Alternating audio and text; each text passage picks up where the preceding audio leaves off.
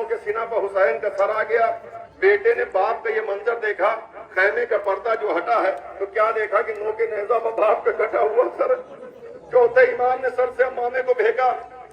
اس کے بعد وہ قیامت کا لمحہ آ گیا کہ جب یہ اعلان ہوا کہ ابھی کوئی گھوڑے سے نہیں اترے, کہا بھی سب سے اہم کام باقی ہے. کہ کون سا کام باقی رہ گیا ہے؟ کہا بھی حسین کی لاش کو پامال کرنا ہے. میں کئی مرتبہ آپ سے عرض کر چکا ہوں کہ یہ گھوڑوں کے ذریعے لاشوں کو پامال کرنا عرب کے لوگوں کو سب سے بڑا کام تھا. جس سے سب سے زیادہ دشمنی اور بغض و عناد ہوتا تھا اسی کے ساتھ ایسا کیا جاتا تھا. ذرا سوچئے کہ فاطمہ کے لال سے کون سی دشمنی تھی, فاطمہ کے لال سے کتنی سخت ترین دشمنی تھی کہ گھوڑوں کی نال بندی کی گئی. کچھ گھوڑا سوار ادھر کھڑے ہوئے, کچھ ادھر کھڑے ہوئے, درمیان میں چند لاشیں تھی, کچھ پردیسیوں کی لاشیں تھی. ادھر سے گھوڑے دوڑتے ہوئے ادھر چلے جاتے تھے, ادھر سے گھوڑے دوڑتے ہوئے ادھر چلے آتے تھے. درمیان میں حسین کا لاشا پامال ہو رہا تھا. حسین کی لاش کو پامال کرنے کے بعد ظالم خیام حسینی کی طرف رخ کرتے ہیں. ایک ایک خیمہ جلایا جانے لگا. ایک خیمہ جلا, بیبیاں دوسرے خیمے میں چلی گئیں. دوسرا خیمہ جلا, بیبیاں تیسرے خیمے میں چلی گئیں. جب آخری خیمہ بچا, سید سجاد سے جناب زینب نے پوچھا, بیٹا آپ کیا کہتے ہو, کسی خیمے میں جل جائیں یا باہر نکل جائیں؟ سید سجاد سے پہلی مرتبہ کچھ پوچھا گیا ہے اور سوال بھی اتنا سخت ترین ہے کہ علی کی بیٹی پوچھ رہی کہ گھر سے باہر نکل جائیں. کس دل سے سید سجاد نے کہا ہوگا بھوپی اماں گھر سے باہر نکل جائیں.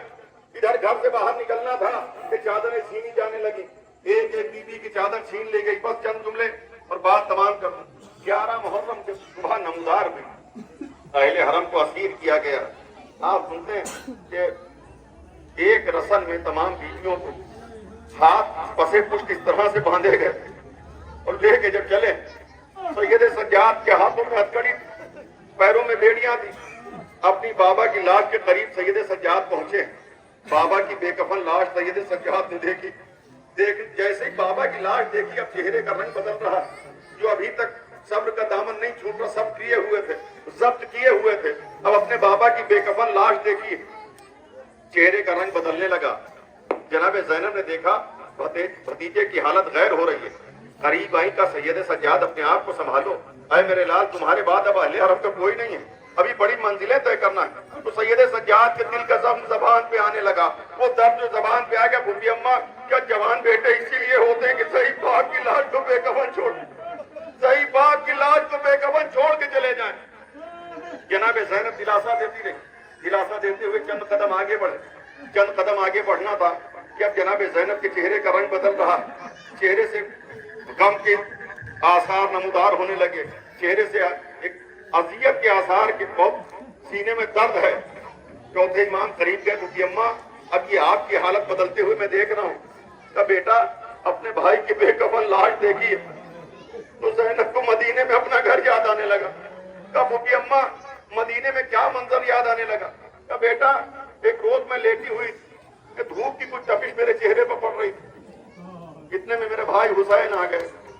میرے بھائی نے نہ مجھے جگایا نہ میرے آرام میں خلل پڑنے دیا. میرا بھائی میرے اوپر سایہ کیے ہوئے کھڑا رہا. جب میری آنکھ کھلی تو میں نے دیکھا کہ میرا بھائی حسین پسینے میں ڈوبا ہوا ہے. میں نے پوچھا بھیا اس طرح پسینے میں کیوں ڈوبے ہوئے ہیں؟ کہا زینب میں نے دیکھا کہ تم آرام کر رہی ہو اور دھوپ کی شعاؤں سے تمہیں اذیت ہو رہی ہے. حسین کو یہ گوارا نہیں ہے کہ زینب کو دھوپ کی شعاؤں سے اذیت ہو, اس لیے تم پر سایہ کیے ہوئے کھڑا رہا. وہ مدینہ تھا کہ میرے بھائی نے مجھے دھوپ کی اذیت سے بچایا تھا. آج وہی حسین زمین گھر میں کربلا پر بے کفن پڑا ہے. زینب کے سر پہ ایک ردا نہیں ہے کہ اپنے بھائی کی بے کفن لاش بنا دے. آج کی آوازیں بلند ہے, بس مجلس تمام ہو رہی ہے.